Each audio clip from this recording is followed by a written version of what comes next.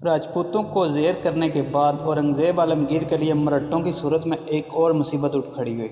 اس وقت مرہٹوں کی قیادت شیواجی کے ہاتھ میں تھی۔ شیواجی اپریل 1627 کو ایک پہاڑی قلعے میں پیدا ہوا۔ اس کے باپ شاہوجی نے ایک عرصہ سے اس کی ماں جیجا بائی کو نظر انداز کر کے دوسری شادی رچا لی تھی۔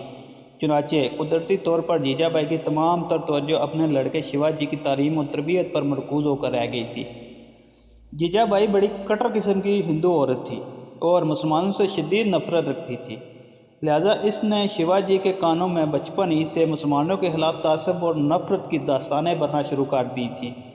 اس طرح جیجا بائی اپنے بیٹے کو مسلمانوں کے خلاف نفرت میں مبتلا کر کے اس سے مسلمانوں کے خلاف جنگ پر اکساتی رہی۔ اس کے علاوہ جیجا بائی نے اپنے بیٹے شیواجی کی تربیت کے لیے جس استاد کا انتخاب کیا وہ بھی جیجا بائی کی طرح متعصب تھا، اور اس نے بھی شیواجی کے ذہن میں مسلمانوں کے خلاف تعصب اور نفرت ہی بھری۔ جوان ہونے کے بعد شیواجی نے ہندو سادھوؤں سے ہندوؤں کے غلبے کے لیے مشورے کرنا شروع کر دیے۔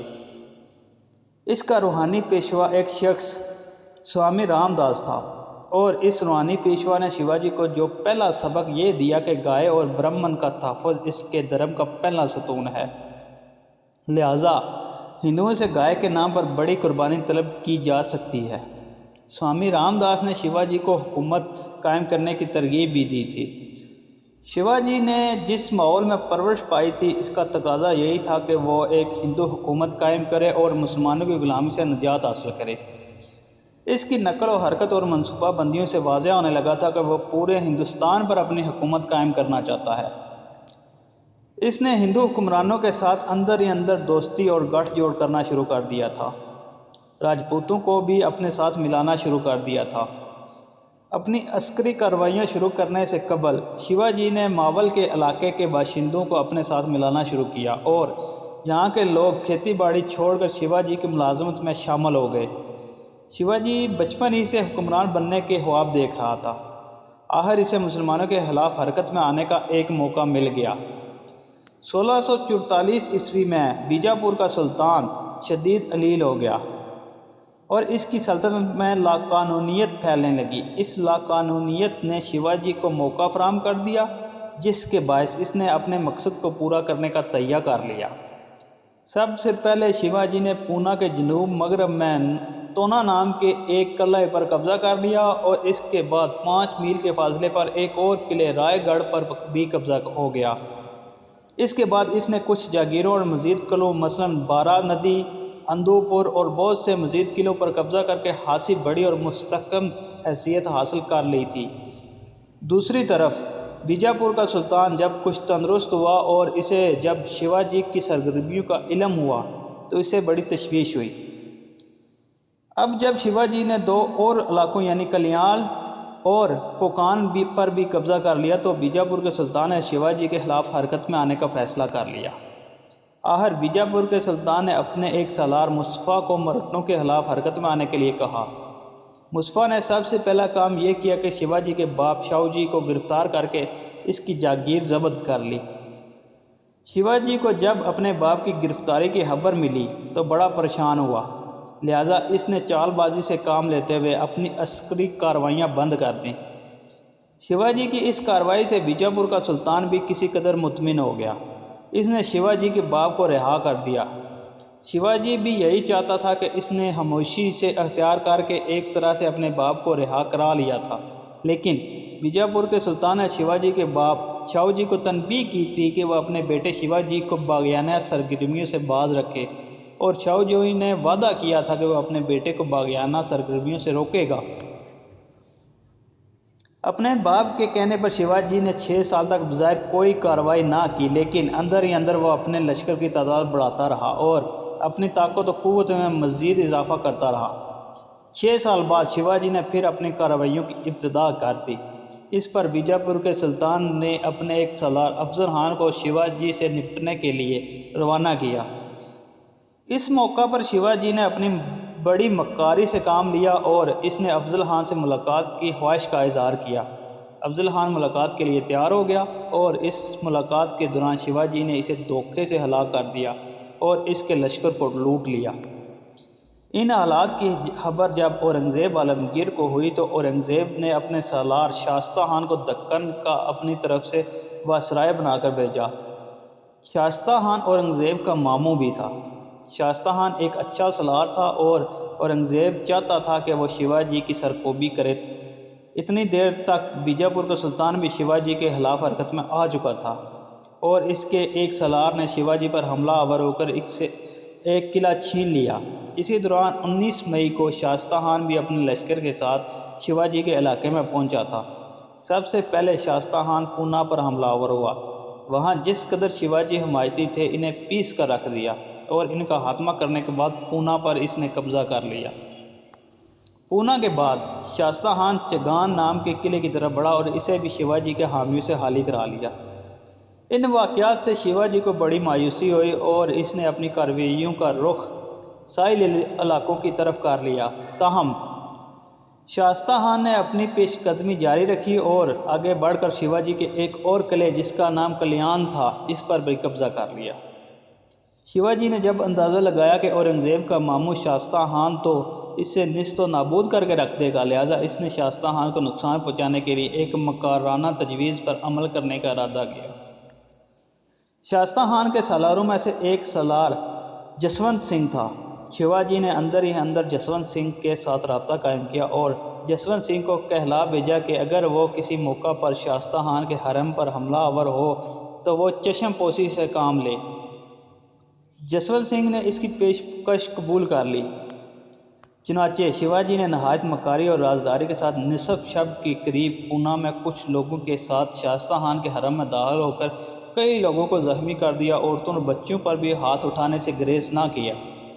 شائستہ خان کا ایک لڑکا، ایک سالار، 4 خدمت گزار اور حرم کی 6 عورتیں ہلاک کر دی گئیں اور شائستہ خان کے 2 بیٹوں کے علاوہ متعدد عورتوں کو بھی زخم آئے۔ اس کارروائی کے بعد شیواجی وہاں سے فرار ہونے میں کامیاب ہو گیا۔ پونا میں یہ کارروائی کرنے کے بعد شیواجی کے حوصلے بڑھ گئے اور اب اس نے سورت شہر کو اپنا ہدف بنانے کا تہیہ کر لیا۔ سورت شہر اس وقت انگریز بھی قیام کیے ہوئے تھے۔ وہاں انگریزوں نے کچھ کارخانے قائم کر رکھے تھے اور کئی انگریز خاندان وہاں آباد بھی تھے۔ رات کی گہری تاریکی میں شیواجی سورت پر حملہ آور ہوا اور قریباً نصف شہر کو نظر آتش کر دیا اور 1 کروڑ روپے کی مالیت کی اشیاء لوٹ لی۔ کہتے ہیں شیواجی 4000 لشکریوں کے ساتھ سورت شہر میں داخل ہوا۔ اس نے سورت کے والی اور بڑے بڑے مسلمان تاجروں کو پیغام بھیجا کہ وہ تمام دولت فوری طور پر اس کے حوالے کر دے ورنہ پورے شہر کو نظر آتش کر دے گا۔ جب کوئی جواب نہ آیا تو شیواجی نے شہر کے ایک حصے کو آگ لگا دی۔ اسی دوران شیواجی سورت کے ایک امیر مسلمان گھرانے میں پہنچا۔ یہ مسلمان تاجر تھا اور اس تاجر سے شیواجی نے دولت طلب کی۔ اس مسلمان تاجر کی خوش قسمتی کہ اس کے ہمسائے میں ان انگریزوں کی رہائش تھی جن کی سورت شہر میں کارخانے تھے، لہٰذا اس مسلمان نے اپنے اہل خانہ کے ساتھ انگریزوں کے ہاں پناہ لے لی۔ شیواجی نے انگریزوں کو بھی دھمکی دی کہ وہ الگ رہیں ورنہ 3 لاکھ روپیہ ادا کریں، نہیں تو انہیں ہلاک کر دیا جائے گا۔ ان کارخانے کو آگ لگا دی جائے گی۔ کارخانے کے مالک انگریز نے مزاحمت کی اور شیواجی کی اس گھٹیا دھمکی کو ٹھکراتے ہوئے شیواجی کو صاف کہہ دیا کہ انگریز اس کا چیلنج قبول کرتے ہیں۔ چنانچہ شیواجی مایوس ہو کر سورت شہر خالی کر کے چلا گیا۔ سورت اور پونا کے ان واقعات کو دیکھتے ہوئے اورنگزیب عالمگیر نے اپنے ماموں شائستہ خان کو واپس بلا لیا اور اس کی جگہ راجہ جے سنگھ کو شیواجی کی طرف روانہ کیا۔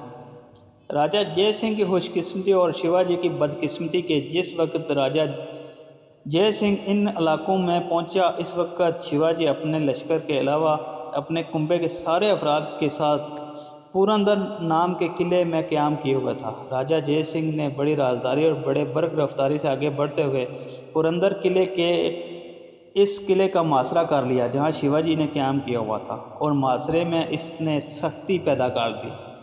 شیواجی نے جب دیکھا کہ اب تو قلعے کے چاروں طرف مغلوں کا لشکر پھیل گیا ہے اور بھاگنے کا کوئی راستہ نہیں، تو اس نے اپنی روایتی دھوکہ دہی اور چالاکی کو کام میں لاتے ہوئے جے سنگھ سے صلح کرنے کا ارادہ کیا۔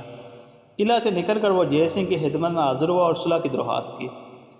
آخر 22 جون کو پورندر کے مقام پر راجہ جے سنگھ اور شیواجی کے درمیان ایک معاہدہ طے ہوا۔ اس معاہدے کے تحت شیواجی نے اپنے قلعوں میں سے 23 قلعے مغلوں کے حوالے کر دیے اور اپنے پاس صرف 22 قلعے رکھے۔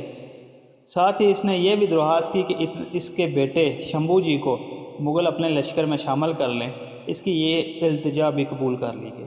اس نے جو ماضی میں مختلف علاقوں کے لوگوں کو نقصان پہنچایا تھا، اس کے علاوہ اسے 40 لاکھ کی رقم کا جرمانہ کیا گیا اور اس نے یہ رقم 13 قسطوں میں ادا کرنے کی حامی بھر لی۔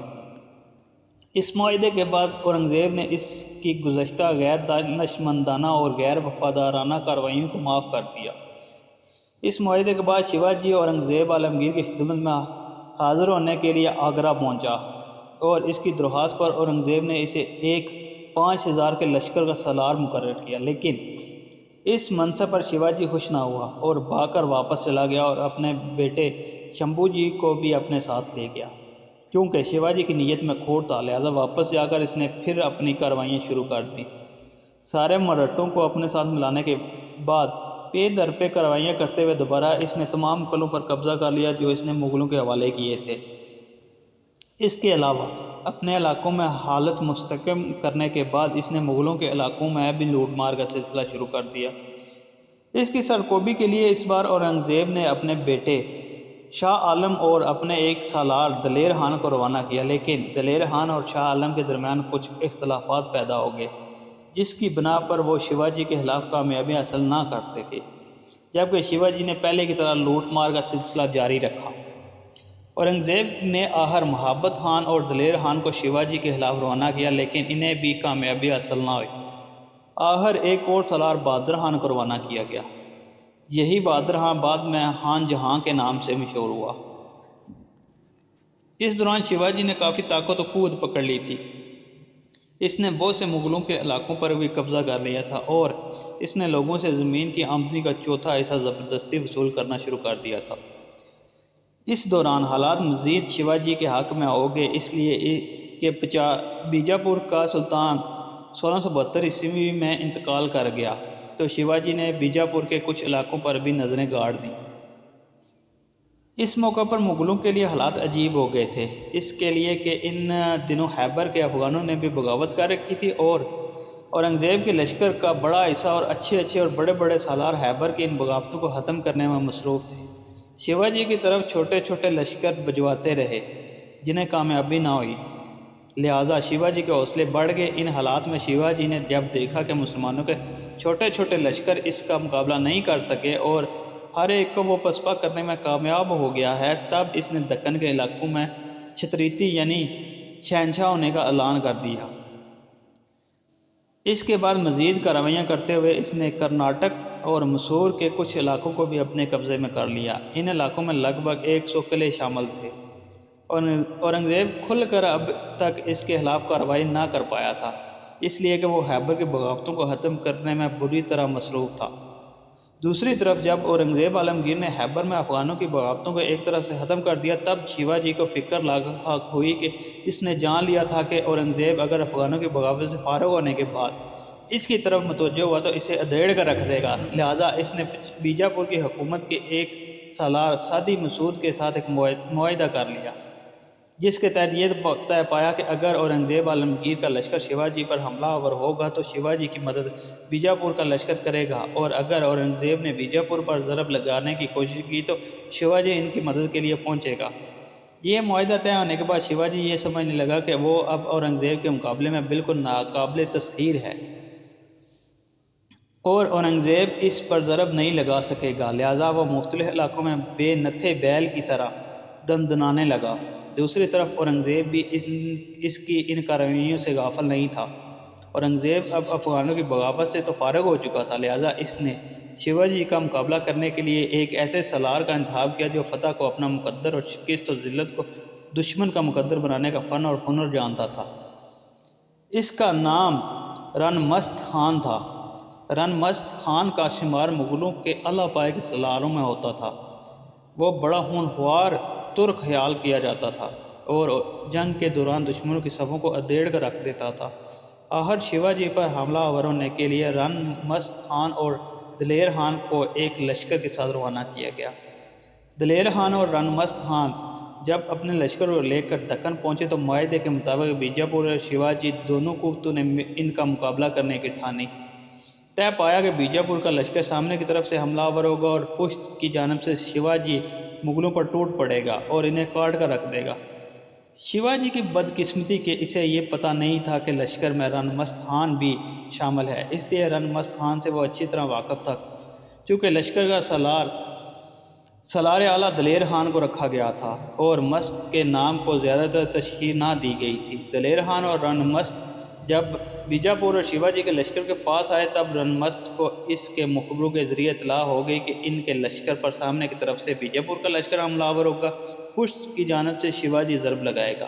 لہٰذا رنمست نے لشکر کے اگلے حصے میں دلیر خان کو رکھا تھا تاکہ وہ بیجاپور کے لشکر کا مقابلہ کرے اور پچھلے حصے میں وہ خود رہا کہ شیواجی پر ضرب لگائے۔ جب جنگ شروع ہوئی تو بیجاپور کا لشکر سامنے سے حملہ آور ہوا۔ دلیر خان نے انہیں روک کر رکھ دیا بلکہ پسپا بھی کیا۔ اتنی دیر تھی جب تک کہ پشت طرف سے شیواجی حملہ آور ہوا تو ایک قیامت اٹھ کھڑی ہوئی۔ پلٹ کر جب رنمست نے موت قضا کی طرح حملہ آور ہوتے ہوئے مرہٹوں کو کاٹنا شروع کیا تب شیواجی چکرا کر رہ گیا۔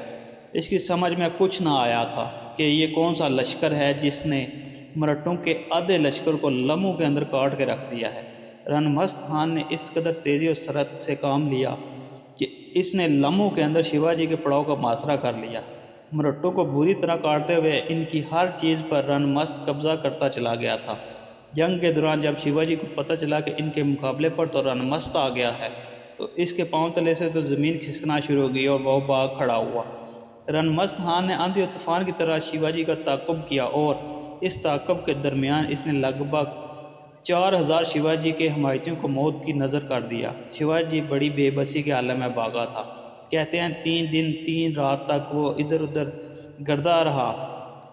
اس دوران وہ رنمست کے ہاتھوں بری طرح حملہ آور ہونے سے زخمی بھی ہو چکا تھا۔ پھر اپنے علاقے میں پہنچ کر اسے بخار ہوا اور اسی بخار سے وہ 53 سال کی عمر میں مر گیا۔